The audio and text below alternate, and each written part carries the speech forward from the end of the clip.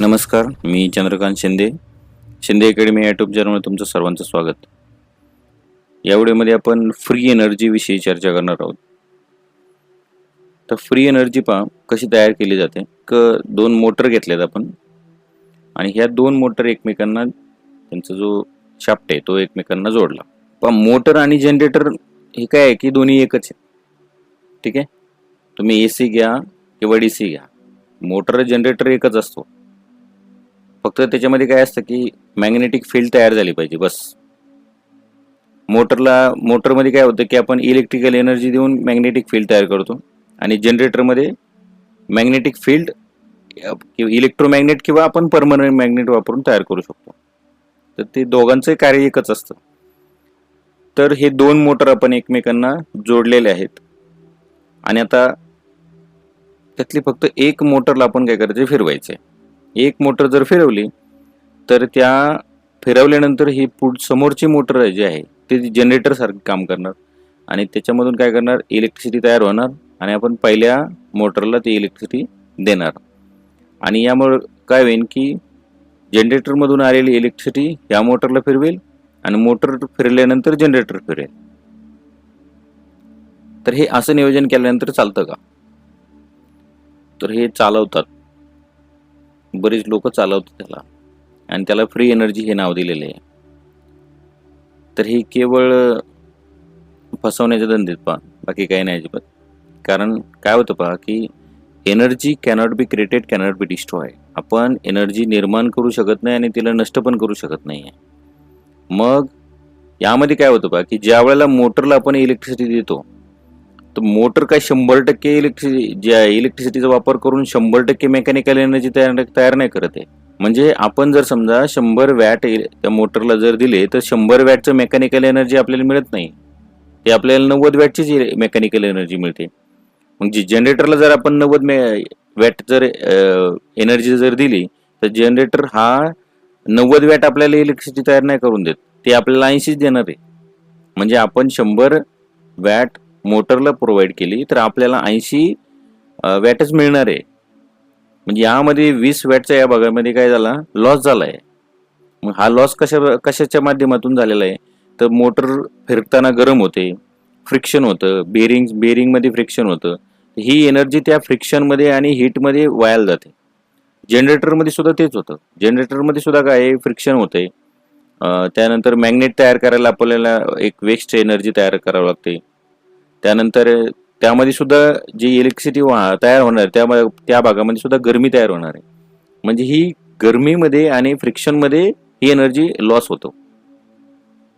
त्यामुळं जी मोटरला आपण इलेक्ट्रिसिटी प्रोव्हाइड केली 100 वॅट तर आपल्याला जनरेटर 80 वॅट देणार आहे.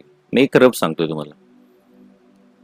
म्हणजे यामध्ये काय होणार आहे की ही 80 वॅट पुन्हा मोटरला जाणार, पुन्हा त्यातून 20 वॅट कमी होत जाणार आहे आणि एक वेळ अशी येणार आहे की हे बंद पडणार आहे.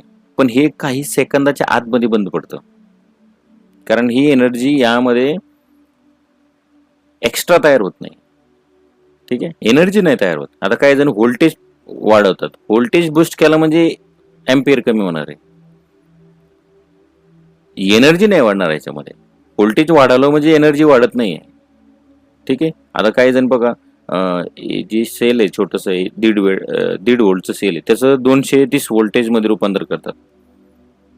हो, 230 व्होल्टेजमध्ये रूपांतर करता येतं. व्होल्टेज वाढवलं तुम्ही फक्त, त्यावर आहे ना मच्छर सुद्धा मारणार नाही. ठीक आहे, व्होल्टेज वाढवलं म्हणजे काय इलेक्ट्रिसिटी तयार झाली काय? नाही. वॅट म्हणजे इलेक्ट्रिसिटी असते. म्हणजे वॅट म्हणजे एम्पियर आणि व्होल्टेजचा गुणाकार असतो.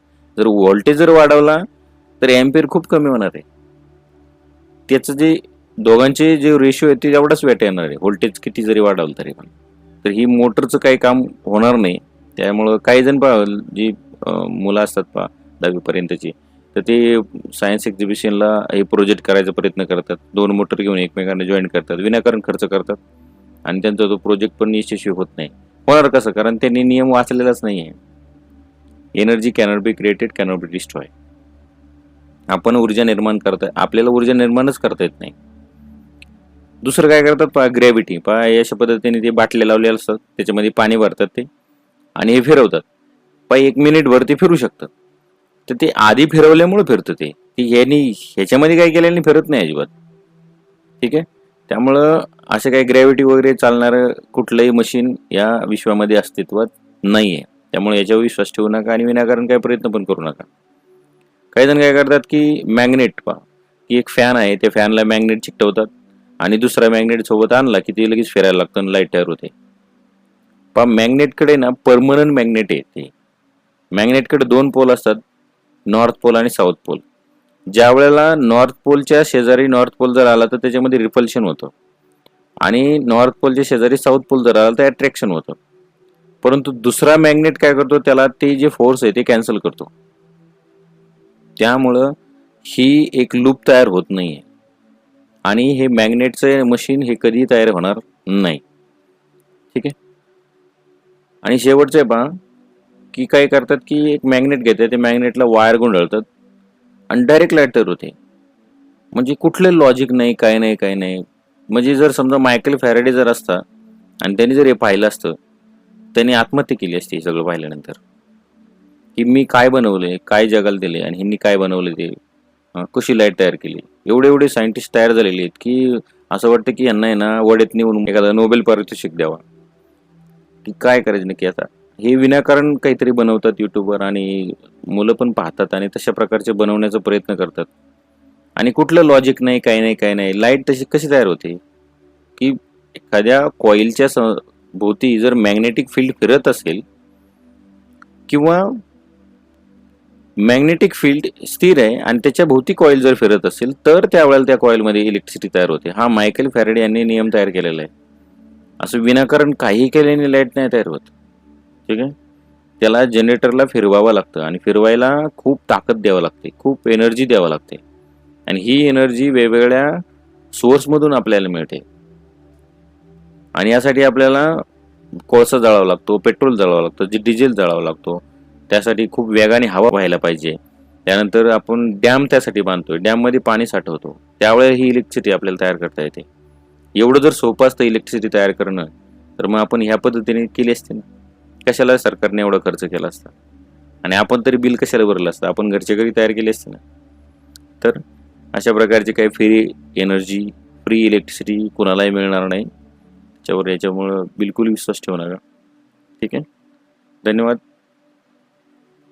हा व्हिडिओ आवडला असल्यास या व्हिडिओला लाईक करा, तुमच्या मित्रांना हा व्हिडिओ शेअर करा आणि असेच व्हिडिओ पाहिजे असतील तर माझ्या चॅनलला सबस्क्राईब करा. धन्यवाद.